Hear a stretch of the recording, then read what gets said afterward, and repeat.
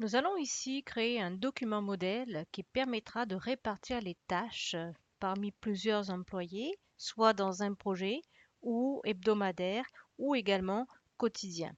Donc c'est celui qu'on appelle le tableau de répartition des tâches.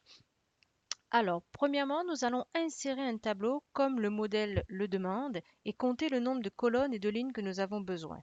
Donc, nous avons besoin ici de 9 colonnes et de 8 lignes. Vous faites donc insertion et vous allez insérer 9 colonnes et 8 lignes. Nous allons ensuite répartir les cellules en mettant 1,5 cm de hauteur. Pour cela, pour gagner du temps, nous sélectionnons le tableau en entier en sélectionnant la petite croix qui se trouve en haut du tableau à gauche. Et nous allons dans l'onglet Disposition de outils de tableau et nous allons jusqu'à 1,5 cm de hauteur.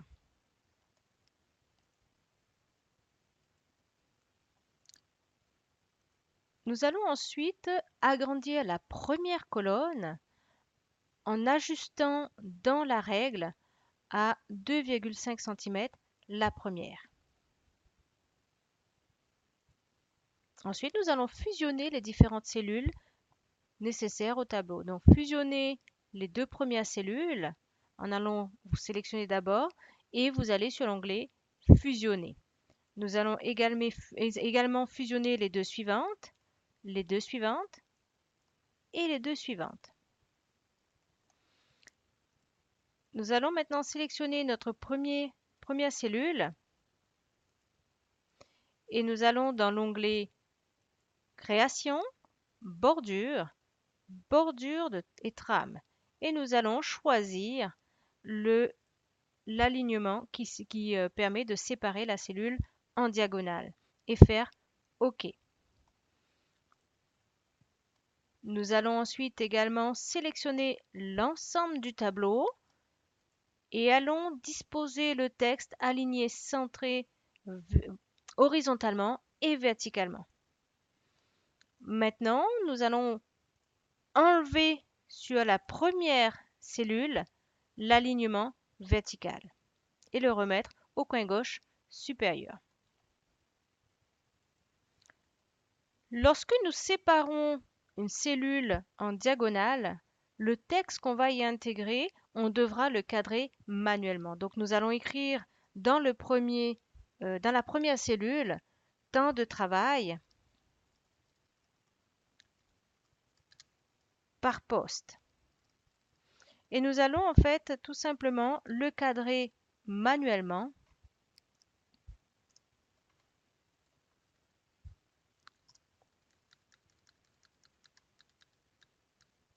comme ceci et écrire la deuxième partie qui est activité.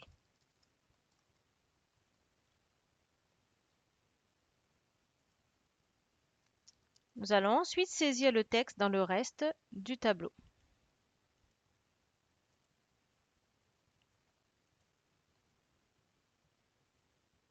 Alors, comment est donc rempli le tableau? Comme vous le voyez, ici, ça va être les données qui vont rester, d'accord? Donc, nous pouvons écrire ici, par exemple, le nombre de personnes qui participent au projet et ici, le nombre d'activités qu'il va y avoir. Donc, éventuellement, on peut mettre aussi employé à la place de vendeur, d'accord? Tout dépendant, en fait, de l'entreprise dans laquelle on travaille. Alors, nous avons ici donc 3 employés. Pour chaque employé, il va y avoir le temps de travail en heures pour chaque activité et le pourcentage d'engagement pour chaque employé sur les totals d'activités. Donc, vous aurez également ici du travail par activité et ici le pourcentage du travail également par activité. Alors, nous allons ici inscrire le nombre de temps de travail en heures que l'employé donnera sur chaque activité. Alors, pour l'instant, comme nous n'avons pas de chiffre bien précis, nous allons mettre 0.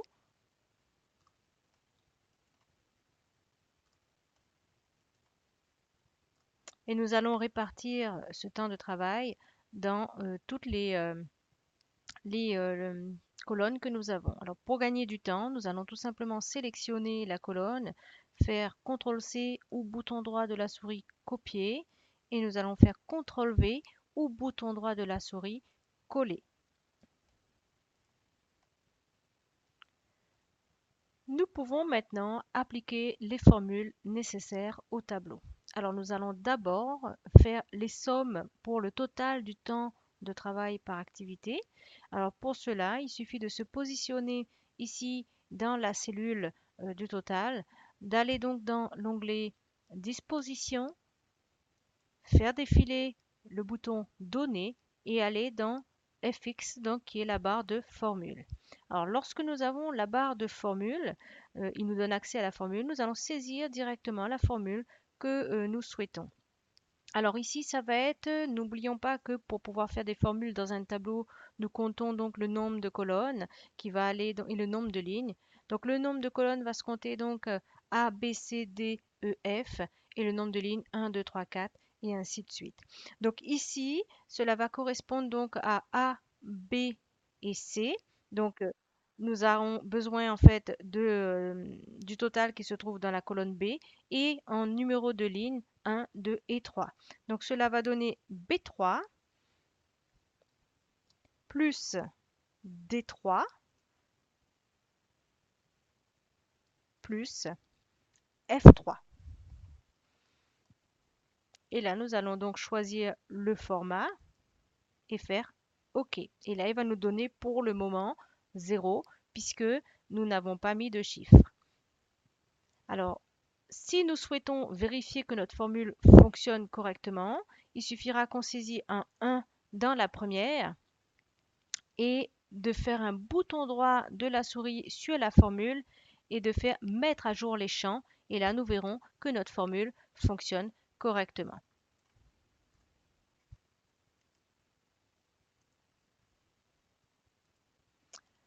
Nous allons maintenant répandre cette formule dans toutes les autres cellules des activités.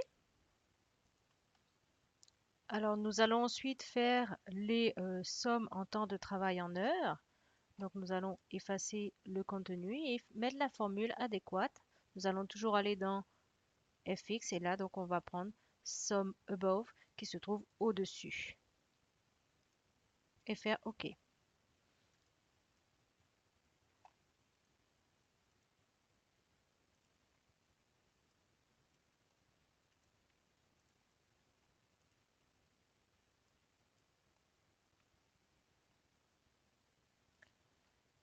Nous allons ensuite faire la formule qui permet de connaître le taux d'engagement d'un employé par rapport à une activité et par rapport à toutes les activités. Alors, donc nous allons faire le premier taux d'engagement. Alors, pour calculer le taux d'engagement, nous allons ici prendre le total d'engagement en pourcentage, c'est-à-dire les 100%. Nous allons le multiplier par le temps de l'activité numéro 1 et nous allons le diviser par le total d'activité qui correspond aussi au temps de travail en heures de l'employé numéro 1. Alors pour cela, nous positionnons dans la cellule. Nous allons faire toujours formule. Nous allons ici faire donc C8. Nous allons ouvrir d'abord la parenthèse juste avant le C. C8 multiplié par B3 divisé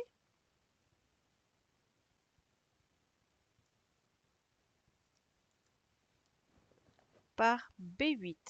Nous allons fermer la parenthèse. Comme nous avons besoin d'un chiffre en pourcentage, pour qu'il le multiplie en pourcentage, nous allons multiplier par 100. Nous allons choisir le format de nombre en pourcentage et nous allons faire OK. Alors, si nous avons une erreur dans notre formule, nous devrons donc, pour tester, vérifier si c'est correct, saisir un chiffre dans l'activité 1, par exemple, et mettre à jour les différentes cellules que la formule utilise. Donc, en l'occurrence, ici, le total activité, bouton droit de la souris, mettre à jour le champ. Et nous allons ici faire bouton droit de la souris, mettre à jour le champ. Si nous voyons que nous avons toujours une erreur, et ici nous indique ce que c'est l'erreur, donc ça va être erreur de syntaxe, nous faisons bouton droit de la souris, modification du champ. Nous allons arriver donc sur propriété du champ. Nous cliquons sur le bouton formule et nous allons vérifier qu'est-ce qui ne va pas dans notre formule. Nous pouvons vérifier ici qu'à la place du pourcent, d'accord, un chiffre 8 a été mis. Donc nous allons modifier en multiplier par 100 et faire OK. Donc vous verrez que là, il a automatiquement mis à jour notre fichier. Nous allons maintenant reproduire cette même formule dans l'ensemble. Pour gagner du temps, nous ne pouvons pas fonctionner comme Excel et faire une copie incrémentée des cellules. Nous pouvons par contre copier la formule et ça peut nous aider à aller plus vite. Pour cela, vous faites bouton droit de la souris sur la formule. Vous allez donc modifier le champ, aller dans Formule et vous allez en fait copier l'ensemble de la cellule en faisant CTRL-C ou bouton droit de la souris, copier. Vous faites annuler et vous allez en fait copier votre formule dans la deuxième cellule. Vous allez toujours dans Données, ici mettre la cellule et faire bouton droit de la souris en copiant la formule que nous avons de base. La seule chose en fait qu'il faut vraiment penser, c'est nous avons changé de ligne, d'accord? Et là où nous avons un 3, il faudra le modifier. Donc la cellule C8 restera la même cellule, la cellule B8 restera la même cellule, il y a juste la cellule B3 qui deviendra la cellule B4. Et là, nous faites OK et nous avons un moyen pour gagner du temps, pour éviter de refaire la formule à chaque fois. Nous pouvons faire la même chose pour l'employé numéro 2 et numéro 3. Il faudra juste modifier la première formule. Donc ici, et ici, et nous pourrons également copier la formule sous cette forme. Nous allons ensuite répandre toutes les formules sur toutes les lignes et toutes les colonnes, sachant que le dernier se basera sur le temps de travail par activité totale. Donc pour l'employé numéro 2, nous aurons donc égal E8 multiplié par D4 divisé par D8 multiplié par 100 et nous pourrons également faire la même chose pour le reste des cellules.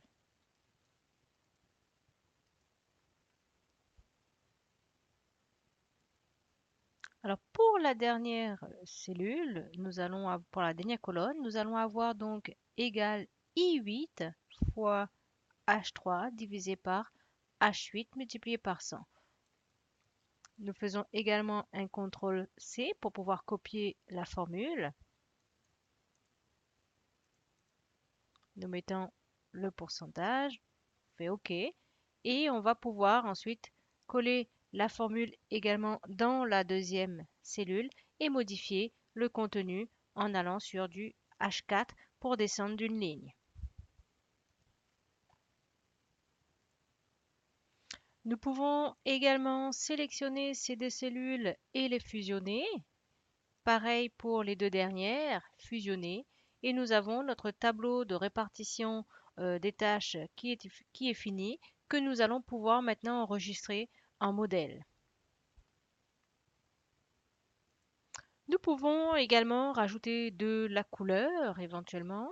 Cela donnera un peu plus d'allure à notre tableau et ça nous permettra de mieux travailler. Donc si nous sommes également dans l'entreprise, nous allons pouvoir en en-tête et pied de page rajouter le logo de l'entreprise et le titre du document, tableau de répartition des tâches. Et à partir de là, nous pourrons continuer notre enregistrement. Alors pour pouvoir donc aller rajouter notre logo, nous allons faire un double clic dans l'entête de page.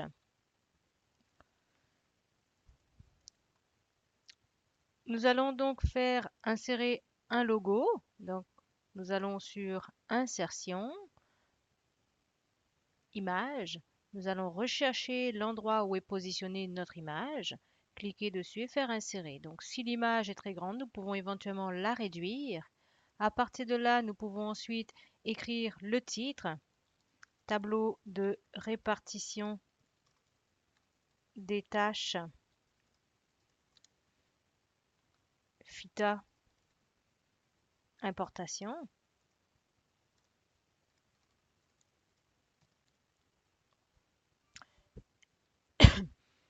Nous allons pouvoir cliquer sur l'image pour pouvoir rapprocher le titre.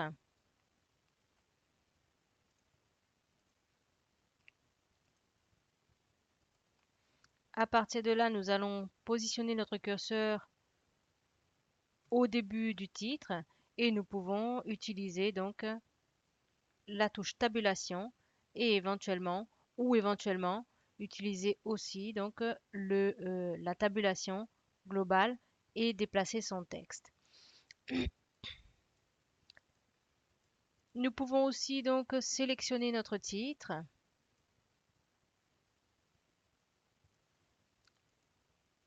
et agrandir la police. Et ainsi, nous aurons donc notre tableau qui sera comme ceci. Alors, afin de reconnaître les zones qui vont changer à chaque fois qu'on utilisera le document, nous allons tout simplement sélectionner tous les éléments qui doivent être changés lorsqu'on va utiliser le modèle et le mettre en italique pour pouvoir se repérer. Alors, dans notre cas, nous ici, ça va être les employés, ça va être également les activités, le temps de travail,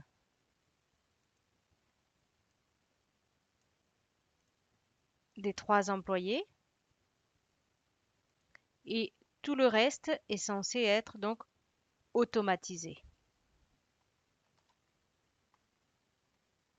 Nous allons maintenant enregistrer notre document en faisant Fichier, enregistrer sous. Nous allons choisir l'emplacement également. Donc il va proposer l'emplacement d'office et nous allons choisir ici document modèle. Donc modèle Word prenant en charge les macros si nous avions des macros. Donc dans notre cas, ce n'est pas le cas. Si vous voulez aussi, vous pouvez l'enregistrer sur des versions précédentes qui varient de 97 à 2003. Mais ici, nous allons tout simplement cliquer sur Model Word. Alors, quand nous cliquons sur Model Word, vous verrez qu'en haut, il va automatiquement changer de destination. Dans le dossier Mes documents, il a en fait un dossier modèle Office personnalisé. C'est ici qu'il va intégrer tous nos modèles personnalisés. Et nous allons faire enregistrer. Donc voilà, votre tableau des tâches est enregistré. Vous pourrez maintenant aller fermer et aller vérifier que votre document modèle est bien à sa place. Alors, pour vérifier l'emplacement de votre document, vous aurez tout simplement à ouvrir votre fenêtre, à aller dans Mes documents. Vous verrez ici, vous avez Modèle Office personnalisé et vous aurez votre tableau de répartition des tâches qui va être positionné ici.